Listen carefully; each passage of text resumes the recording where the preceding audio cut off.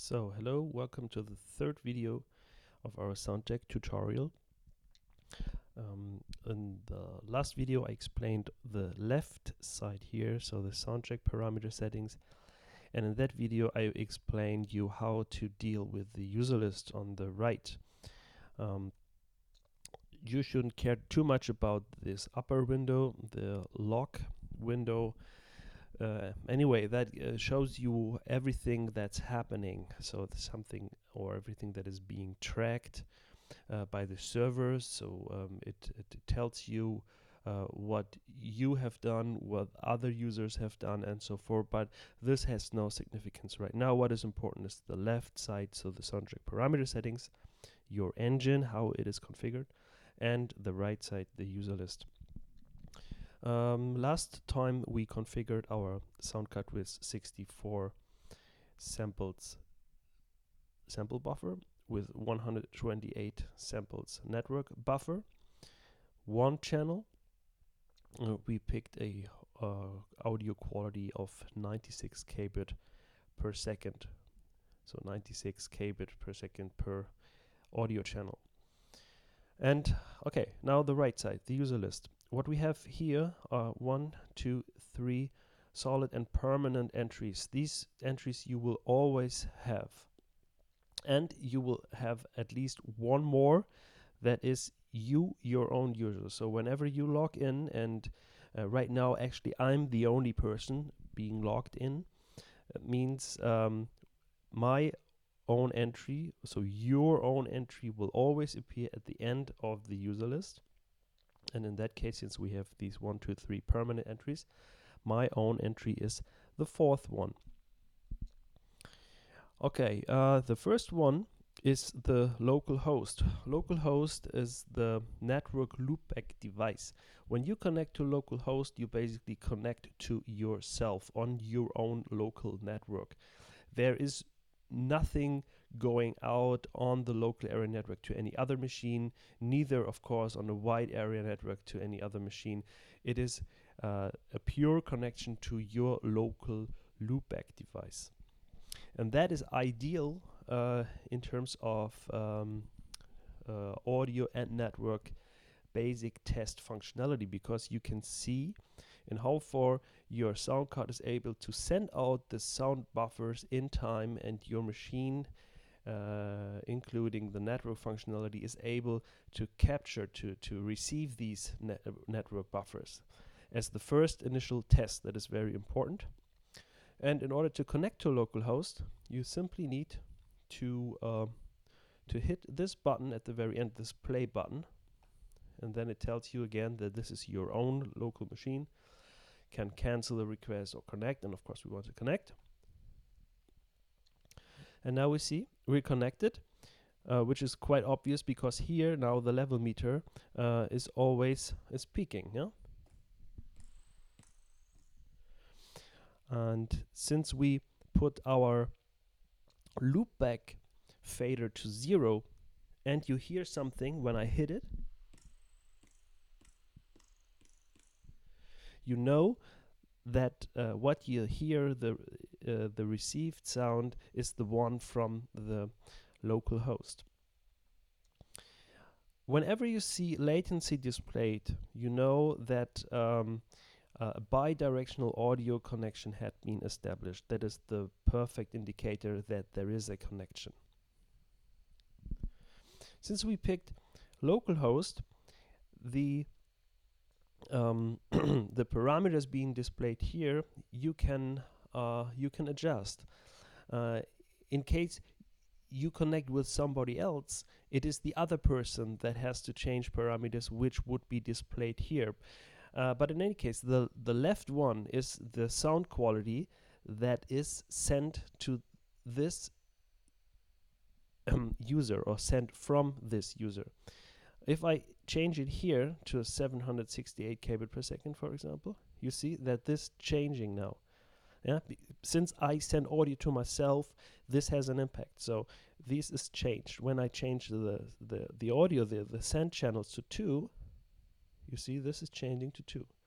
And if I change the network buffer size to some other value, 256, You see here it is changed to 256. Okay, I get back to 96 kbit per second. I get back to one audio channel. You see, changing immediately. And I also go back to a network buffer size of 128. Changed here. Okay. And now, and this is also one important parameter, I want to show you the impact of the network buffer size. Not corresponding to this network buffer size. So this is the amount of samples other users send you per block, per audio block, and displayed here.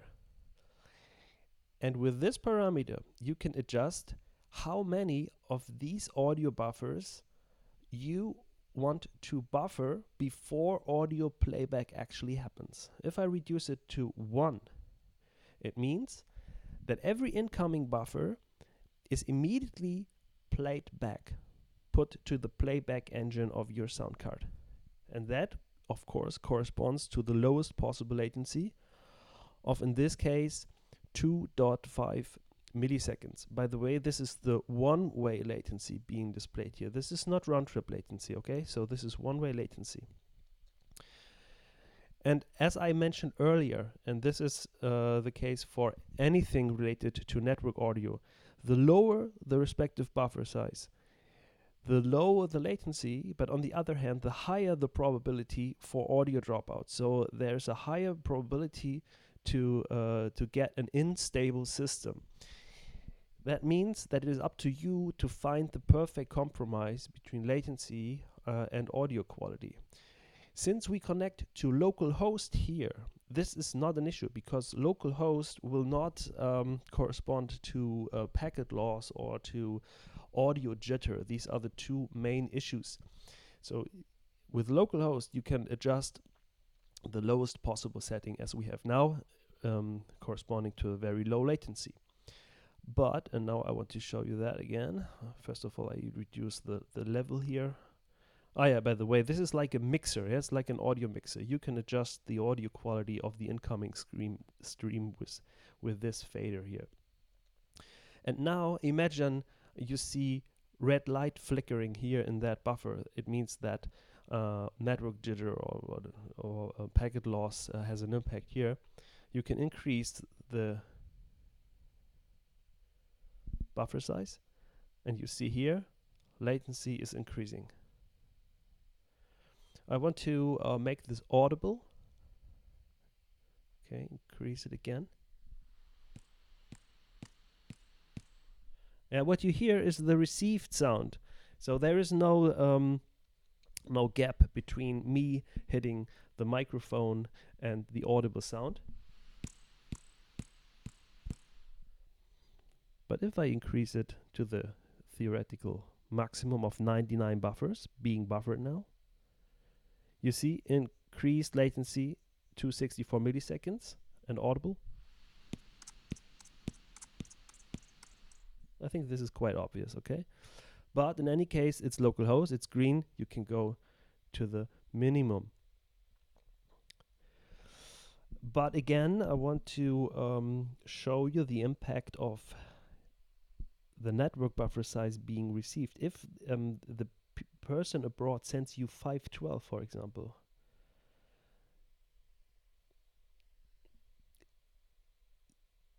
the latency per buffered audio buffer is much higher, of course. Here, if I go to the minimum, now we receive 512.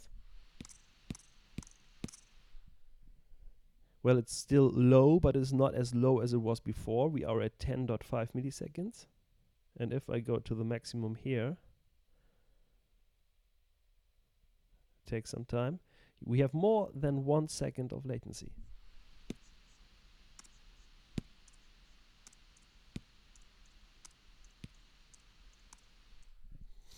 Okay, so note, the higher the received network buffer size, the higher the impact of an increased audio buffer on your local machine. And again, you have to find out what is the perfect compromise between latency and quality. Going back to 128. Here we go. Okay. If this is working fine for you, the next interesting test is using the audio mirror. The audio mirror is a simple audio reflector based on East Coast US. And if you connect to this, so it tells you connection test, audio is mirrored back to the sender, connect via server. Then we have the first valid wide area network connection to the server, and the server basically reflects all the audio back. And here we now do the test again. We have an indicated latency of 114 milliseconds.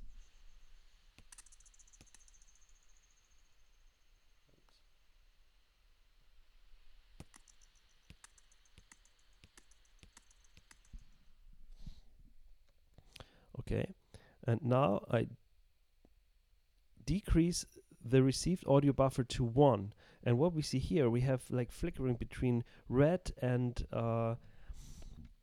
green, and that means that the connection to this audio mirror is corresponding to a high amount of audio jitter. So now the audio packages do not come in as regularly as they do with localhost, and this is why we have to increase the audio buffer. Now if I increase it to 2, it is less red but still red, and that corresponds to an audio drop on a not satisfying audio quality. Going to 3, oops, wait.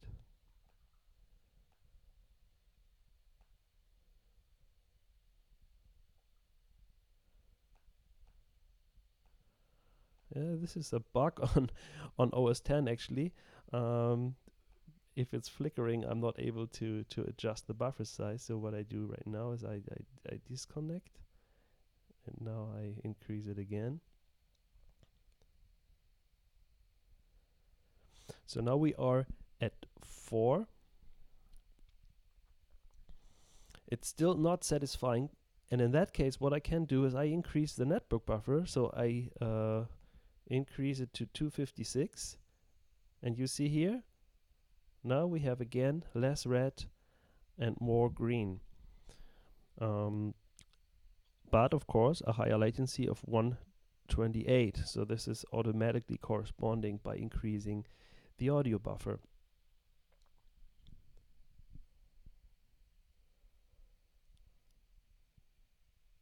So here you get the first idea how to achieve a wide area network connection.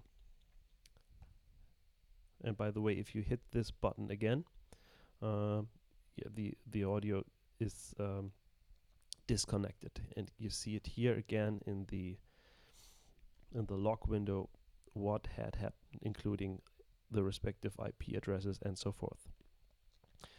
The third entry here is the Soundjack cloud.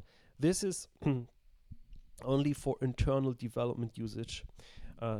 We are the only one able to access this cloud. What it does and what it means, we will explain you some other time. With this user, as you see, this peer is currently under development and therefore not accessible to users. It's clear we cannot use it. And if you want to access a connection to your own user, you can again simply do it by clicking this button, but that doesn't necessarily work, and in that context I will dig deeper into these aspects within the next video.